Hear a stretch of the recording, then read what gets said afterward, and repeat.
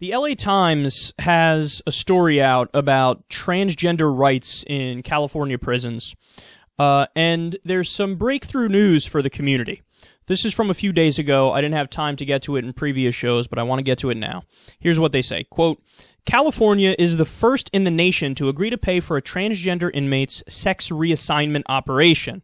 The state concedes that Shiloh Quine, who entered the California prison system in 1980 as Rodney, suffers severe gender dysphoria that can be treated only by physically conforming her body to her psychological gender.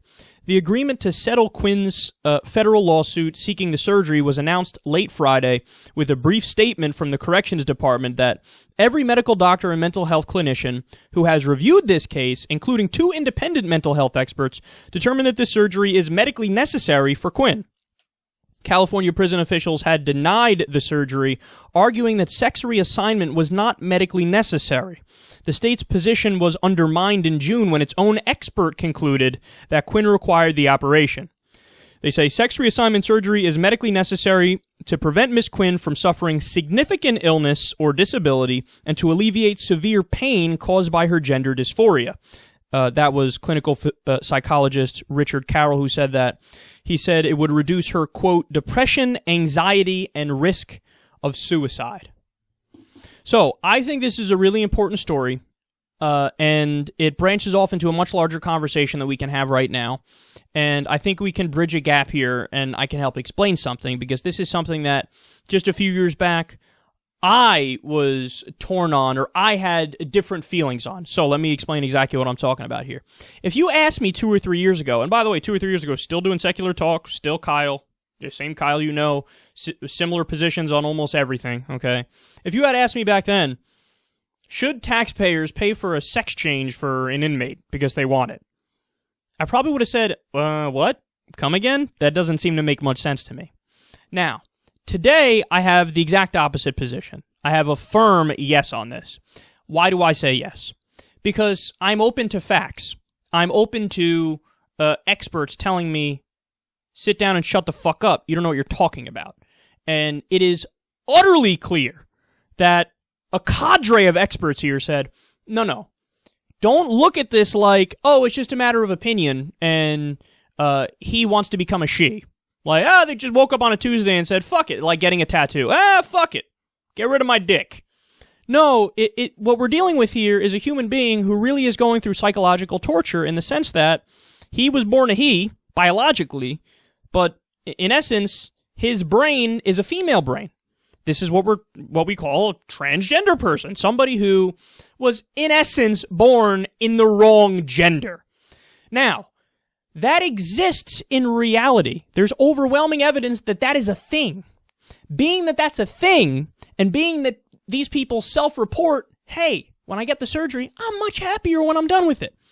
Why would we block it? And if you do block it, isn't that akin to saying if somebody has bipolar disorder or severe depression or something like that, and they have an SSRI that works for their condition, an antidepressant, selective serotonin reuptake inhibitor, isn't it very similar to say, I'm not going to give this to you?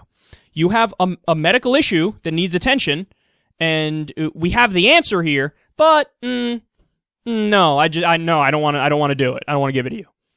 Isn't that the same thing? I think it's very similar, and I think you absolutely should do the surgery. Now, I understand, man, it does get a little tricky only because the U.S.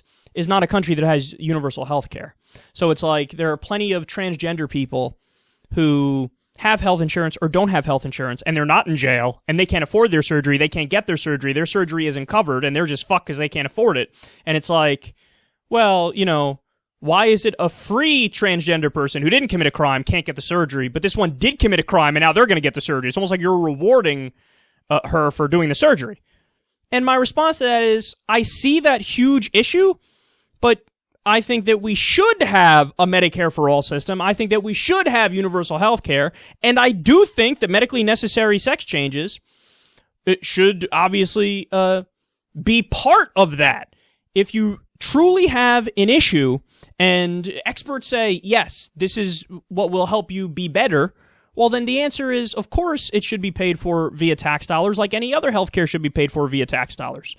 So my position, being consistent on this, I would say anybody who's transgender who feels like they need the surgery in order to not kill themselves and not be severely depressed, the answer is you absolutely should get the surgery, and it should be viewed through that medical sphere where experts say, it is what it is, you don't know any better. See, that's the thing on Fox News. You know, they were discussing this, and it was all like, they were just scoffing at it, and like, I don't personally get it, so therefore it must be ridiculous.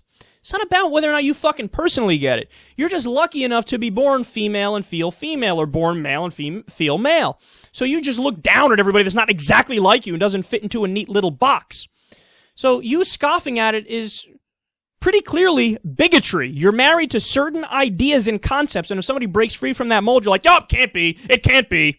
I'm not going, tax dollars to fund, your hobby, your crazy backwards idea of changing sex. We don't even believe anybody should do that. It's like, get the fuck over it. You're in 1950, and you don't understand that it's a problem, and it can be fixed only if we gave a shit enough to fix it. We do care enough when it comes to something like depression or bipolar disorder and stuff like that, but people like you just don't care when it's a slightly different kind of issue. You should care.